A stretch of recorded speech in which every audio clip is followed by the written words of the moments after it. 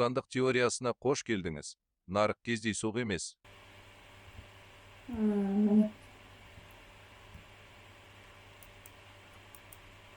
ютубтаған өзі көп пайда берді.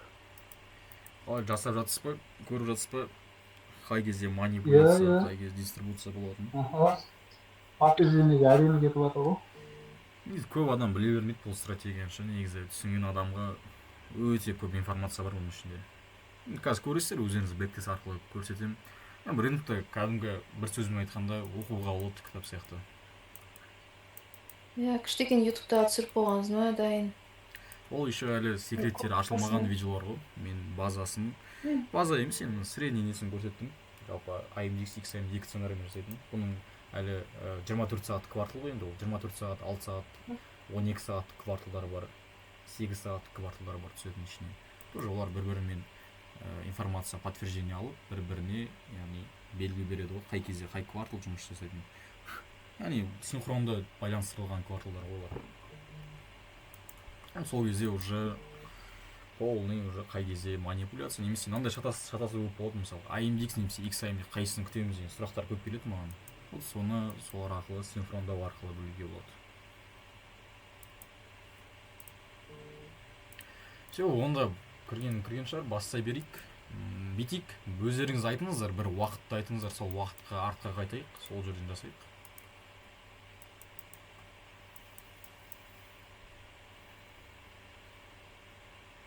Жиырмасыншы 25 жылдың апреліне көрейік. 25 апрель. Все. Так.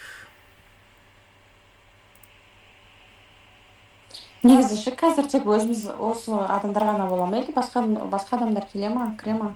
Ешкім кірмейді. Понятно. Біз мынандайды ашып көрмегенбіз ғой, сол маған түсініксіз болып кетті. Видеом қосылып кетті, мөрелеп кетті ғой. Google Meet па? Так, былай істейік. 2025 дәл осы күн деді ма? 25 жыл, любой апрель бір күн бастай берейік деген. Сөзсің. Оны дейік.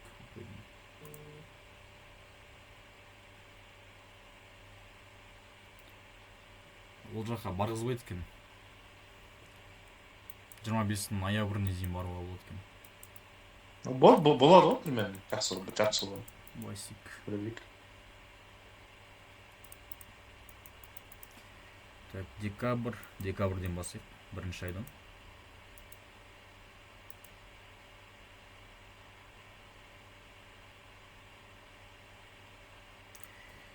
Понедельник, декабрь айы. Енді былай жасайық. Үлкен таймфреймден бір көріп алайық, бағытты анықтауға. Жалпы өзім структураға, кәдімгі смарт майның структурасына қараймын. Жалпы үлкен бағыттарды, рыноктың қалай қозғалып жатқан структурасына. Ал уже кварталдарға ішінен кіріп. Яғни бізде квартал уже жылдықтардан бастап, жалпы ең үлкен бізде 4 жылдық кварталдар болды, яғни 4 квартал болғандықтан өзі бір жыл бір кварталға бөледі. Вот солайынан ішіне қарай кірей береді бізде. Так. Бізде 1 декабрь. Короче, ішіне қарай кірей береді. Как матрешка ойыншық бар, орыстардың ойыншығы. Дәл сол сияқты. Енді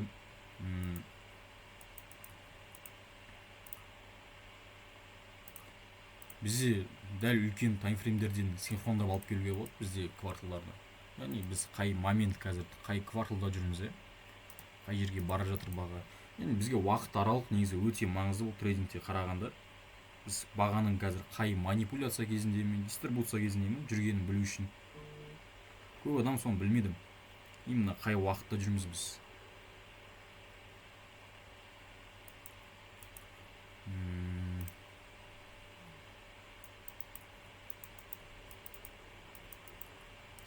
Сіздер мысалы үлкен таймфрейміне алып келген кезде немен қарайсыздар? Биас, структура енді. Біреулер ингалтын қарайды 4 сағаттық, немесе 1 сағаттық поглощение. Қалай қарайсыздар? Қалай алып келесіздер синхрондау жалпы үлкен таймфреймдерді? Үлкен таймфреймдерді ма? Структураны қараймыз ғой? структура как Структура. дәл сол не ма? Структура шортқа кетсе, жаңа слом дегендерді қараймын ғой мен. Слом деген. Сендер қалыптастырып жатыр ма, иә, слом жасап жатыр ма, структура Мгм. мысалы. Соларға қараймын, иә. Engulfingтің өзі это уже структураның бұзылып жатқанын көрсетеді іште. Мгм. Мысалы, 1 сағат, 4 Поглощение. сағат. Иә, поглощениенің өзі там көрсетіп жатады ғой ішінде. 1 сағатқа барсаң көрсетіп жатады структура бұзылып жатқанын. Мгм.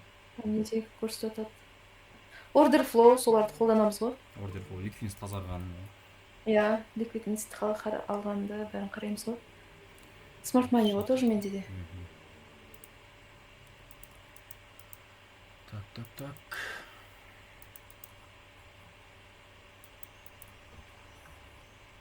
Сағат жалпы.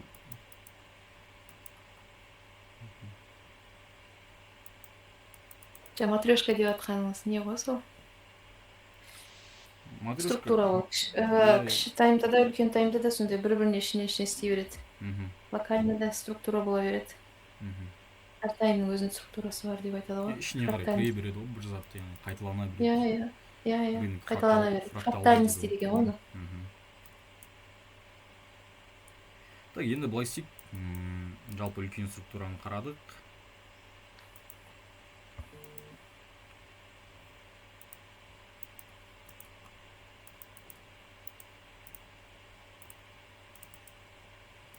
Он 15 минутқа кірдім мен.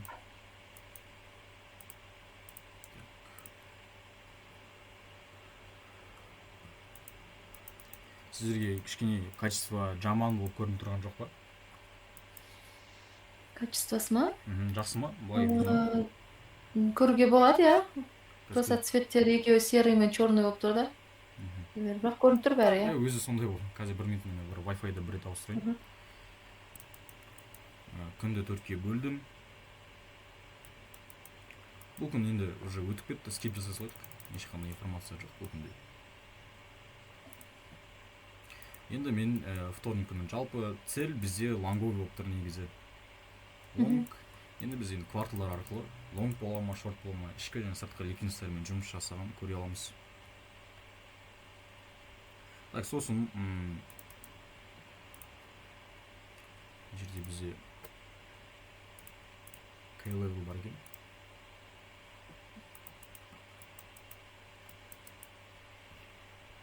Ол бізде нақтылаған кезде мына жерге түседі. Ключевой уровень деген сөз, K-level. Иә, ключевой уровень. Біреу үшін ол order block, имбаланс, PPR, IFV дейді. Жалпы оларды мүлде қолданбаймын мен, имбаланс деген order блоктарды. Просто сондай деп айтасыз ба, K-level'ды? SNR-дің уровендері болып айтқан бізде. SNR, иә. SNR блок қалыптастырып тұр ғой, иә. Классикалға RBS, SBR, Иә. QML, Open Close Level. Енді мен бұл күні қалай күтем, сценарий қандай болады бұл күнге? Бұл күнге мен IMDX немесе XIMD қалайым. Яғни баға осы қазір XIMD болатын болса, егер баға ликвидность жасап, осыны манипуляция жасайды, то есть уже на ликвидностьпен бірге жұмыс жасау керек. Сол кезде и лонг дальше мына қайларға дейін қарай аламын. Жоқ, уже азанда осылай бір идея жасай аласыз рынокта.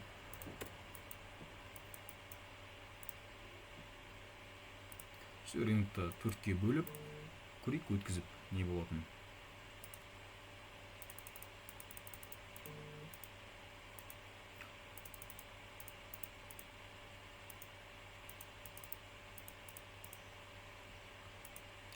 Что-то IMDX болып жатыр қазір. IMDX бұл бізде на ликвид тазартты қазір. Q1 high тазартты. Q1 high. Мына жақтағы ликвидпен тоже жұмыс жасады. Енді біздің цель бұл жерде болады. Q1 бол.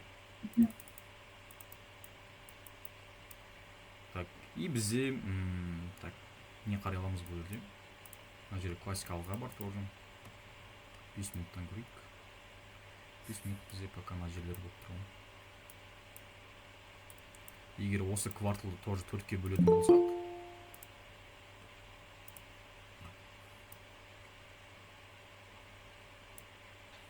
осы квартал 4-ке бөлсек,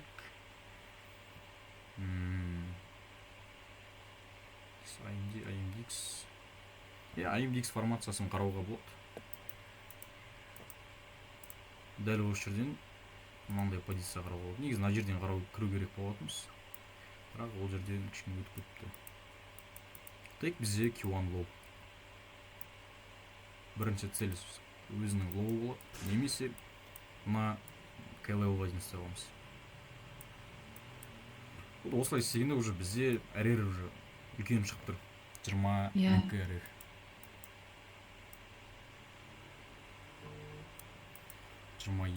Нәре шықтыр, я. Так, мен бір қарайын.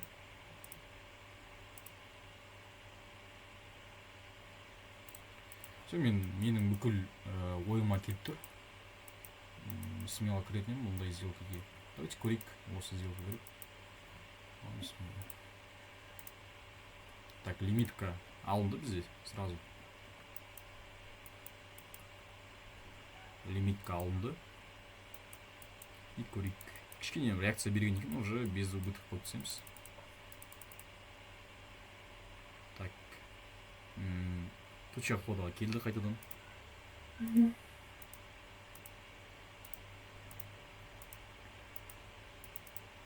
Все, мен без убыток қойып түсем бағаны осы жерлерге. Енді уже қайтадан келетін болса 0-мен шығып кетем хотя бы. Өйткені андай ғой, смысл неде мен без убытокқа қоюым. Стоп, кішкентай болғандықтан, егер мен ТВХ-ма келетін болсам, мынандай жағдайда шы, уже алып кету шансы көбірек болады да. Стоп, кішкентай болғандықтан. Сол үшін бұл мен отырған қай жақтан қарағанда психология жағынан да, жадыныс жағынан да жалпы комфорт деп айтайын. Сіз ана екінші келгеннен кейін барып қойдыңыз ғой буды? Иә. Негізі былай мына жерден қоймаймын. Мына жерден қойсам да болатын еді. Бұл жерден қойғанда уже без убытокпен шығып кететін едік. Иә, шығып жүретін еді. Баға қайттан жоғарыға бір берді. Q1 лоуды алғаннан кейінгі реакцияны көріп қараңыз. Q1 лоу тазарды, одан кейін бір реакция, коррекция жасайды ғой, айтқан кезде коррекция жасады. Баға и мына жердегі классикалық аға келді.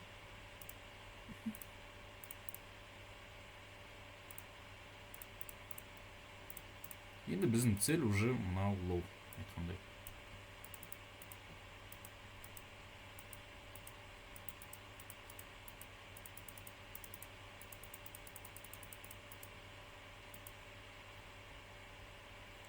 Негізі біз мына лоуға дейін ұстау керек. Негізі сол көбір қойекі деген нәрсе ғой. Қанағат болмай маған қой жердік, бірақ сонда да көрейік. Сонда да осылай істеп көрейік. Негізі келу керек, өйткені мынандай реакциядан кейін липидин тазарғаннан кейін мен осы KLL-дан күтем реакцияны жоғарыға кету. Сол үшін күтуге болады. Главный без убытокта тұр біздің сделкамыз. Көрейік. 5 минутта тұрыңыз ем, без убытокпен шығар жерді. Без убыток.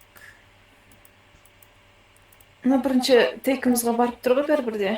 Иә. Егер бұл жерден фиксация жасамасаңыз, онда без убытокпен шығармыз. Мына жерде RR-іңіздің өзі үлкен болып тұрған, жақсы болып тұр ғой RR. Бірге 10 RR мен үшін уже средний. Средний баске. Жарайды, енді бұны как бұл ретінде алайық. Без убыток болды конкретно. Бұл ретінде қарайық. Все, бүгінгі күнді скип жасайық. Немесе екінші қарап көруге болады. Қазір бұл жерде XIMD формациясы ретінде қарағым келіп тұр. Осылай. Және бізде XIMD қараған кезде енді екінші квартал уже бізде как аккумуляция ликвидность болады хай мен лоу.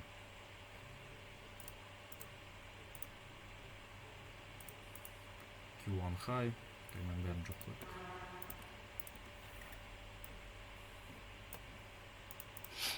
Бізде әлі рынок неде тұр, бізде байда тұр, иә? Бағытымыз байда тұр.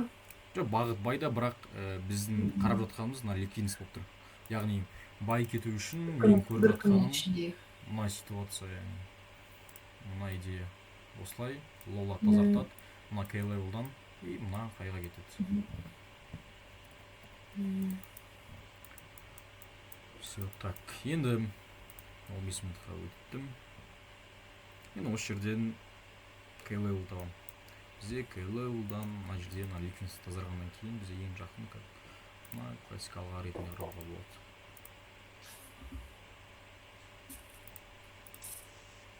Как раз осыған келе жатыр баға бізде.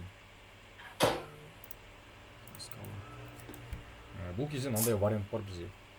Сразу лимиткамен кірсек болады осы жерден. Мына жерге хайна қойып ше.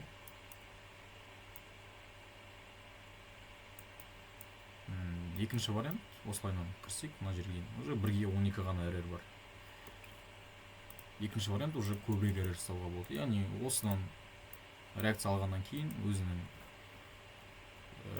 ключевой K-level қалыптастырады, ключевой временде. И содан кірсек уже үлкенірек эррор жасауға мүмкіндік болады. Мен соны таңдаймын. Классика алғаннан реакция алған күтемін.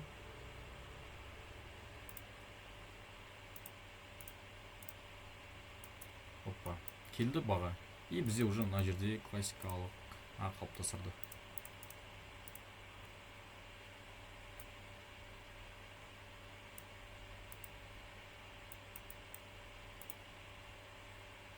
И мен осы жерден келесі свечадан осы сделкаға кіріп кетсем болады.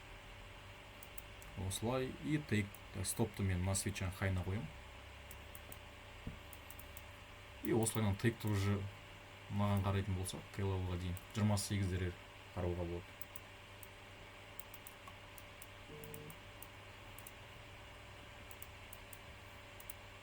Все, крик.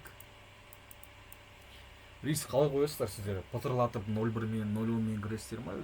Кәдімгі бір сделкаге өздеріңіздің қойған рисктарын сақтап кіресіздер ма? Әр кезде әрқалай негізінде ше, мынандай жерлерде РДР-мен жаңағыдай екеуі ғой. Қалай сонда? Сделка жағынан, лот жағынан кіру. Басқарылатын лотты ғой, 0-1, 0-1-ден екеуі деген сияқты. 0-1-ден үшеуі. Евроға да дәл солай ашасыз ба?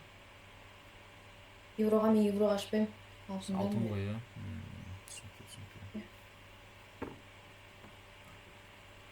Все, крик енді. Сіз өзіңіз қалай ашасыз? Жоқ, мен бір сделкаге конкретно риск қойып жасаймын.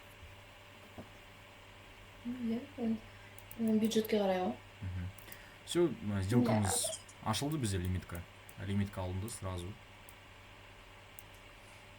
Сразу алынды. Так, кішкене реакция болсын, дуға қойып түсеміз.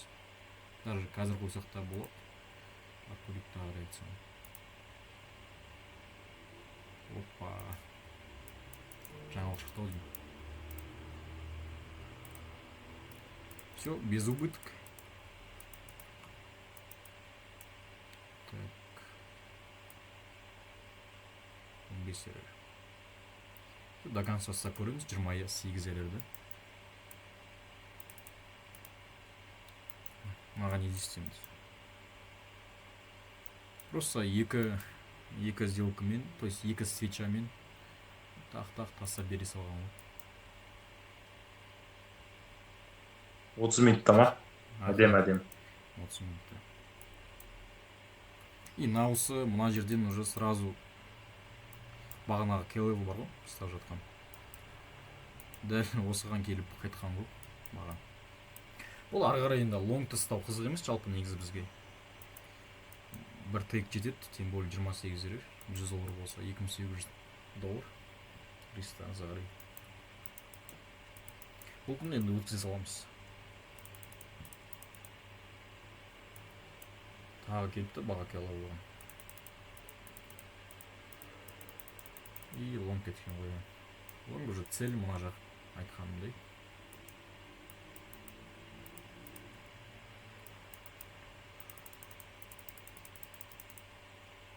Так, бізде уже үшінші күн ашылды, бұл среда бізде. Средан қараймыз. Бағаны төртке бөлейік күнді. Бұл жерде бізде конкретно ликвидностьтармен жұмыс жасады. Біз қандай формация күте аламыз бұл жағдайда енді? Бізге ең әдемі келетін ол AMDX пен лонг кеткен. Бұл дәл осы ситуацияда.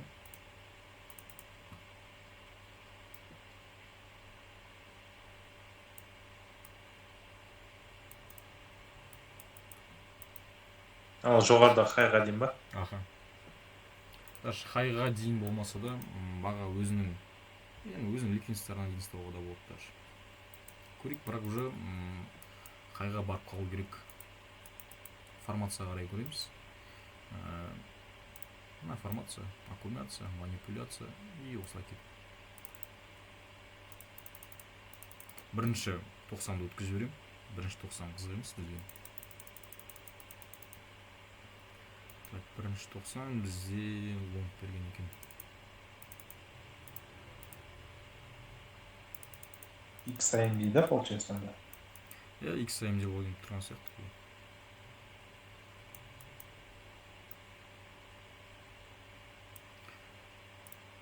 AMDX никак қарап алмайды, мына ситуацияда шорт.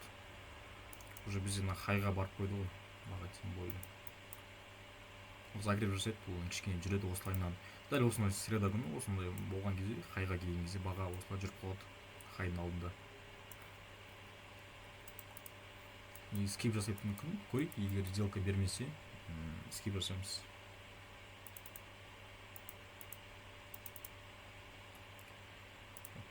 Мына жерде егер төртке бөлсек, XAMD формациясы 90 минуттық цикл. И бізде мынақта ликвидность тазарды.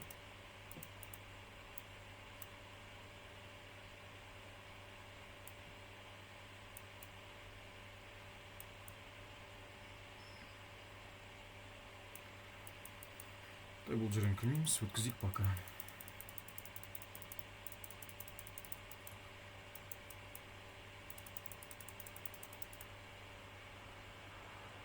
Енді мына жерден XAMD болып тұр.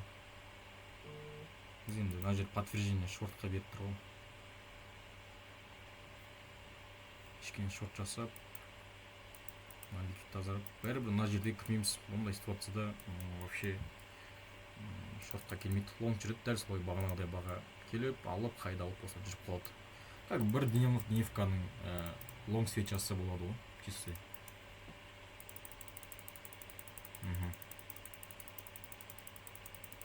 Все, бұл среда күні бітті, скип.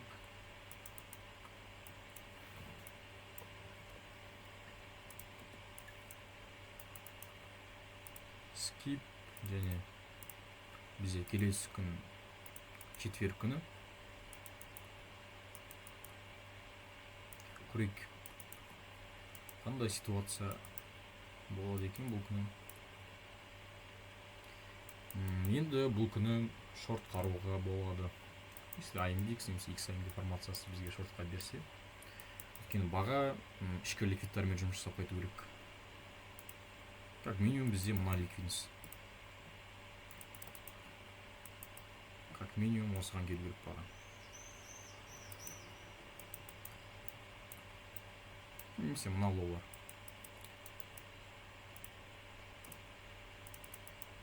Так, енді дәл солай бөлдім, AMDX формациясымен көргім келіп тұр бүгінгі күнде. Егер PDH-мен тоже жұмыс жасап, алдыңғы күні хаймен жұмыс жасап, и осылайынан AMDX беретін болса, вообще идеально.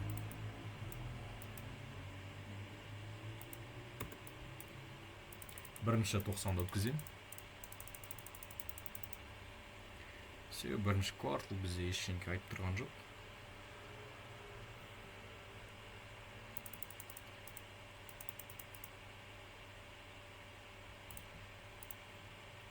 Баға что-то шумен тазлап бізде мына жерде.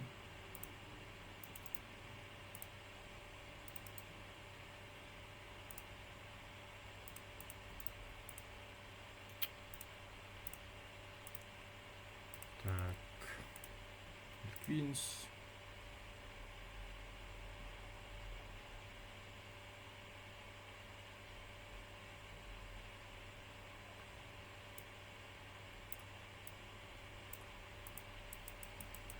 бәрібір ойын шорт. Мына жерден оң қарамаймын, ешқандай өтеміз, пока скип жасайық.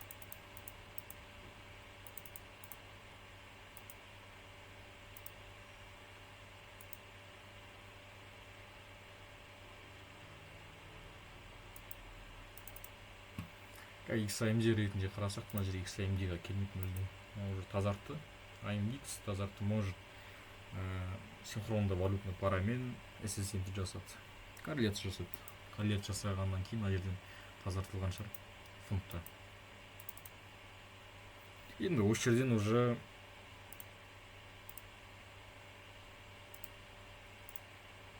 ключевой уровеньнен XAMD формациясын қарауға болған сияқты.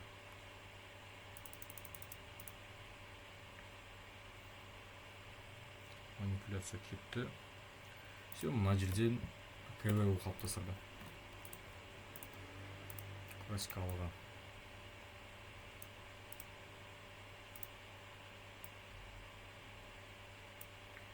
Осылай шорт қарасақ болады. Жалпы үлкен селі мына жер бізде осы ликвидқа дейін қарауға болады. Немесе қатты рисковать етпей бағанағы ситуация болып қалмасын деп мына лоуға дейін қарасақ болады. Жалпы өзінің лоуы, осы күннің лоуы. Бізде осының өзі 1.5 эррор беріп тұр. Все, көрейік осы сделканы. Алмай кететін сияқты. Жоқ, келді. Алды бізде лимитка. Все. Аха. Әдемі. Без убыток. И бізде и тейк. 1.5 эррор. 20 доллар листарыңыз болса, 205 доллар, 100 доллар лист жасасаңыз, 2050 доллар деген сияқты. Так, бұл апта не болды өзі? Бұл апта жалпы 2 ғана сделка болды. Жалпы 3 сделка, біреуі бұл болды ма, бізде не болды бұл сделка? Я, без убыток болды бірінші сделкамыз. Екінші сделкамыз тейк, және үшінші күн бізде скип болды. Төртінші күн тейк тоже. Пока апта нормально 2 тейк. Келесі күні жұманы көрейік, не болады екен. Жалпы енді біздегі цель енді анық қой, енді цель айтқандай біздегі бағанағы мына ликвидность. Егер жұма тоже XAMD AMDX формациясымен осылайынан подтверждение на шорт беретін болса, мына енді дәл осы күні осы ликвидностьқа қарай аламыз, смело қарай аламыз. AMDX XAMD формациясымен. Все уже бізде алды келесі күннің сценарийі құралып тұр. Бармайды сияқты бұл күн уже түн болды. Так, бірінші квартал өткізіп жібереміз.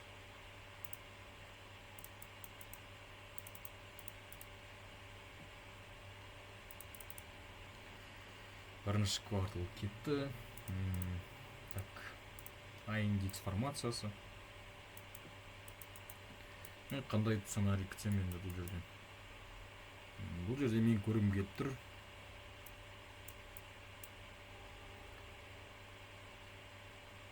Баға мына ликвидностьпен жұмыс жасаған, яғни алдың күнін бізде мына ликвидность болып тұр. Баға егер осы ликвидностьпен жұмыс жасаса, AMDX формациясын берсе, идеально болады. Енді K-level іздейтін болса, K-level'дан бізде не бар?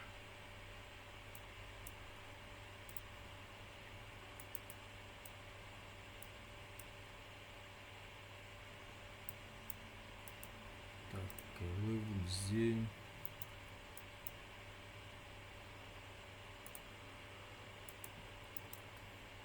мына жерден S1 көруге болады. Ең дұрысы осы S1 немесе мына жерден QM. Екі вариант бар, қазір ең идеальный деген K-level'да. Так, рисковать етпей, значит бұл 2 K-level болған соң рисковать етпей, бағанағыдай реакциясынан қайтқан жерден K-level іздеп көріп көрейік. жалпы подтверждениесімен төртке бөлейік бұл жерде де.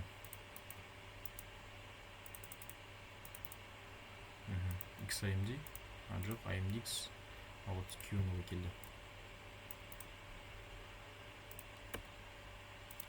Енді не істейміз бұл жерде біз классикалық адан кіреміз. Как раз AMDX.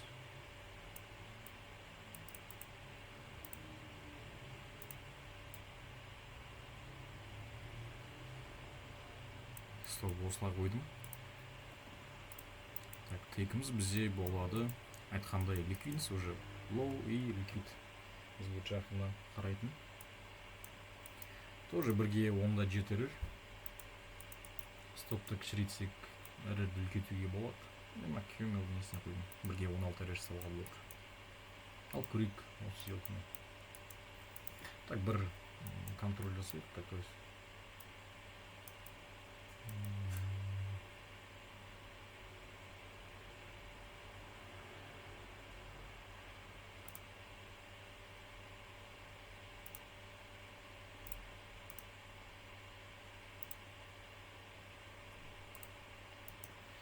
Все.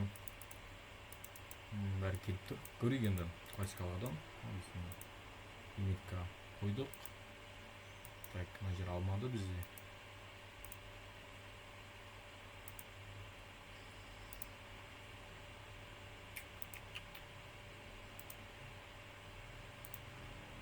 Что-то бізсіз кететін сияқты бұл жер. Түспек тұр. Аха.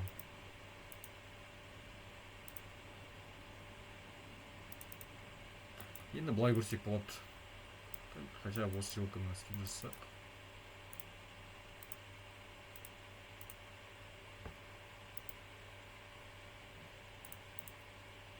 Осылай liquid. Классикалға. Бізде екінші мүмкіндік бар, екінші шанс осы жерден ұстап алуға.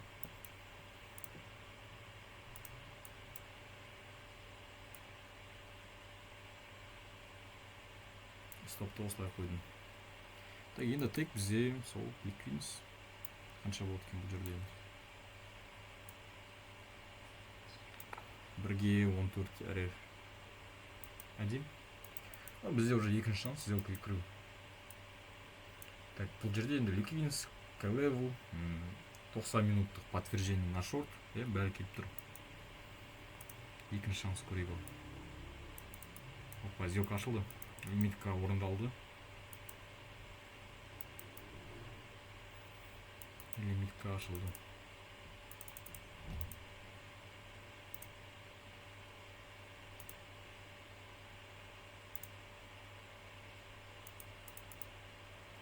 Так, все. Бірге 14 әрер. Жалпы бұл апта 3 плюспен аяқталды. Былай қарасаңыздар, күнне максимум 2 сделка ашылған екен. Ол бізде еще вторник күні болған. А так күнне 1 сделкадан ұнамаған күнді скип жасаймыз. Жалпы апталық әрерді статистиканы шығаратын болсақ, апталықпен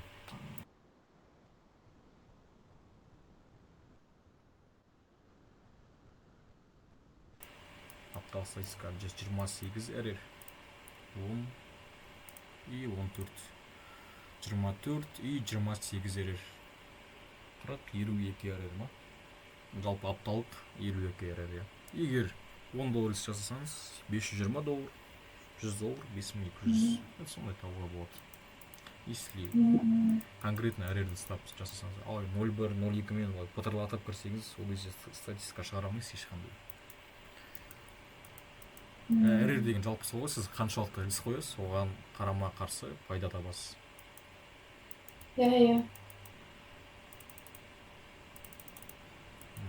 Бұл апта жалпы осылай біткен.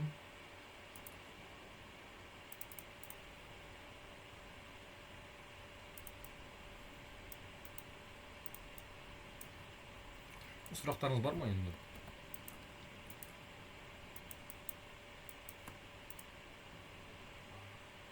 сұрақ.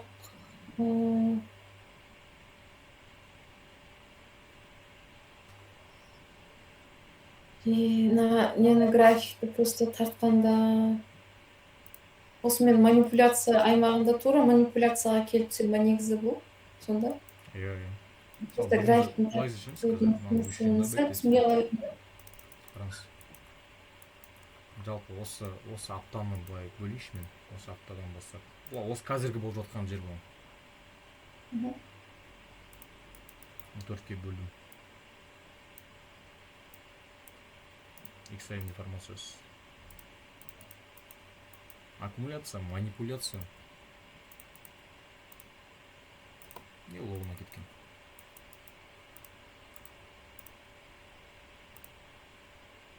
IMDX. Қазір сіз аптаны алып тұрсыз, Жоқ, бұл понедельник күні, понедельник. Понедельник бір күнде,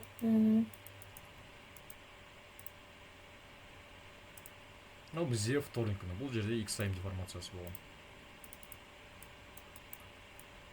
Яғни бағаға мынау ликвид қызық болмаған бүгін күнде.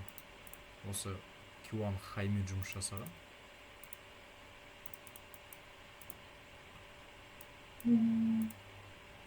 Сол обязательно негізі көп жағдайда неге Q1, Q2 дегенге барып береді. Жалпы ликвидностар ғой бізде. Мысалы бүгін күні тоже XIM деформациясына қарағанда мен негізі мына жерден лонг ұстадым, бұл жерді көре білгермедім. Қолым босамады, сосын мен бумен шыққандығына бірақ байқадым. XIM деформация, яғни подтверждение на шорт берген. Q1 хайын тазалаған. Сонда бізге шын графикті қойған кезде ше, осы қайсысы XIM-де, қайсысы манипуляция, қайсысы сол графаны тауып алу керек қой бізге, точносын. Сонда кейін бар, өзі екі-ақ сценарий бар өзі. Соны білсеңіз болды. Екі-ақ сценарий. XIM-де или там IMDX-де.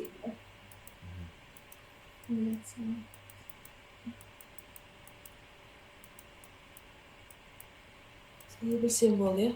Мұнда ұшым істеп көрген өзіме. Қараңызда бірден көрсетем сіздерге. Жалпы бұл ше, біреулер сұрақ қояды. Қазір істейді, сосын 2 жылдан кейін, 5-6 айдан кейін жұмыс жасаймын бұл стратегия деп айтады да енді. Соған мен былай көрсетемін. Жалпы мен осы кварталдың, жалпы IP-ға шыққаннан бастап евро-доллардың IP-ға шыққанның жері ол бізде 2006 жыл 1 февральда. То есть январда 2-ші. Осы жерден бастап қазір мен кварталмен бөлем, яғни жылдық кварталдарға. Ол бізде 22-ден 26-ға дейінгі жыл.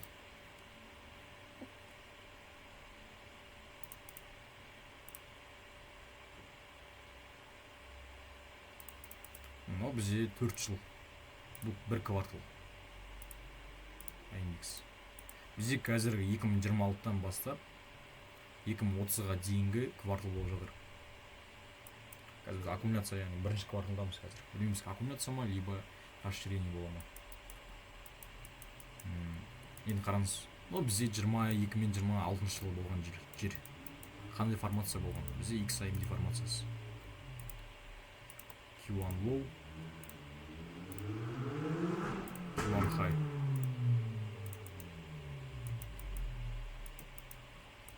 Енді одан алдыңғы жылда алайық. Ол бізде уже 2018 бен 2022 жылдың арасы.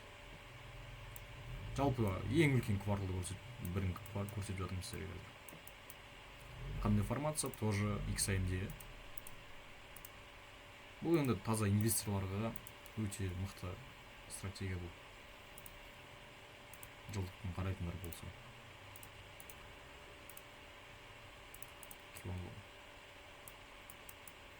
Одан алдыңғы квартал тағы бөлінеді.